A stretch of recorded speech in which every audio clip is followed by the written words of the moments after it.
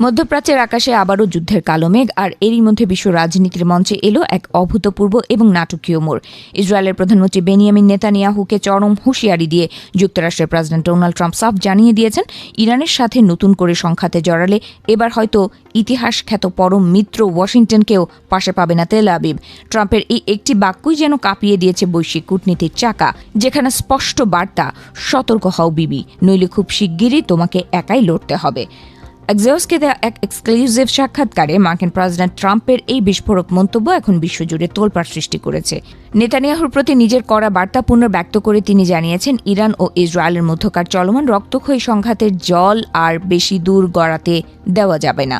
Trump সরাসরিই বলেছেন, তিনি এখনই ফোন তুলে নেতানিয়াহুকে বলবেন পাল্টা হামলা বন্ধ করতে, কারণ শক্তির মহড়া দুই পক্ষই দেখিয়েছে এবং এবার এই ধ্বংসযজ্ঞ থামানোর সময় এসেছে। ঠিক এই চরম উত্তেজনার মুহূর্তেই সামাজিক যোগাযোগ মাধ্যম ট্রুথ সোশ্যালে দেয়া ট্রাম্পের আরেকটি বার্তা যেন নতুন আশার আলো দেখাচ্ছে, আবার একই সাথে বাড়াচ্ছে নাটকীয়তা। ট্রাম্পের দাবি, পর্দার আড়ালে ইসরায়েল ও ইরান উভয় পক্ষই আসলে এই সংঘাতের অবসান চাইছে এবং একটি চূড়ান্ত যুদ্ধবিরতির পথ খুঁজছে। তবে তিনি এক চিমটি কড়া হুঁশিয়ারি মিশিয়ে বলেছেন, যদি কোনো পক্ষের চরম বোকামি বা অজ্ঞতা মাঝপথে বাধা হয়ে না দাঁড়ায়, তবে শান্তির সুবাতাস বইতে আর বেশি দেরি নেই। শান্তি আলোচনার এই টেবিলে ট্রাম্প যেমন নরম সুরের বার্তা দিয়েছেন, তেমনি ধরে রেখেছেন নিজের চিরচেনা কঠোর মনোভাবও। তিনি স্পষ্ট করে দেখিয়েছেন, যুদ্ধবিরতি বা আলোচনার কথা চললেও ইরানের ওপর মার্কিন অবরোধের যে খড়গ রয়েছে তা এখনই শিথিল হচ্ছে না। চূড়ান্ত কোনো সমঝোতা বা চুক্তিতে পৌঁছানোর আগ পর্যন্ত এই নিষেধাজ্ঞা পূর্ণ শক্তিতেই কার্যকর থাকবে, যা মূলত তেহরানের ওপর মার্কিন চাপ বজায় রাখার এক সুচতুর ও কঠোর কৌশল। এদিকে ট্রাম্পের এই বার্তার রেশ কাটতে না কাটতেই তেহরান থেকে এসেছে এক রহস্যময় ও শর্তযুক্ত ঘোষণা।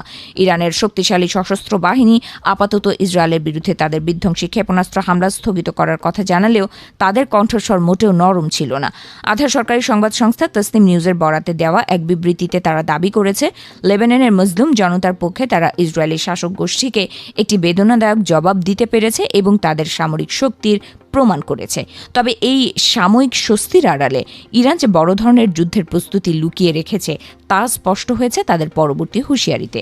তেহরান কড়া ভাষায় জানিয়ে দিয়েছে, দক্ষিণ লেবানন সহ অন্যান্য অঞ্চলে যদি ইসরায়েলি আগ্রাসন এবং শত্রুতামূলক সামরিক অভিযান অব্যাহত থাকে, তবে তারা চুপচাপ বসে থাকবে না। পরবর্তী সময়ে ইসরায়েলের যে কোনো ধৃষ্টতার জবাব দেওয়া হবে আগের চেয়েও শতগুণ বেশি কঠোর ও বিধ্বংসী উপায়ে। ইরানের এই চোখ রাঙানি ও হুমকিকে অবশ্য বিন্দুমাত্র পাত্তা দিচ্ছে না যুদ্ধংদেহে ইসরায়েল। নেতানিয়াহুর প্রধানমন্ত্রীর কার্যালয় থেকে সোমবার সরকারের মন্ত্রীদের কাছে পাঠানো এক অতি গোপনীয় ও জরুরি বার্তায় তেহরানের এই নতুন সমীকরণ সরাসরি প্রত্যাখ্যান করা হয়েছে। ইসরায়েল সরকার তাদের মন্ত্রীদের সাফ জানিয়ে দিয়েছে, শত্রুর কোনো হুমকির মুখে তারা মাথা নোয়াবে না এবং নিজেদের সামরিক কৌশল থেকে এক চুলও নড়বে না।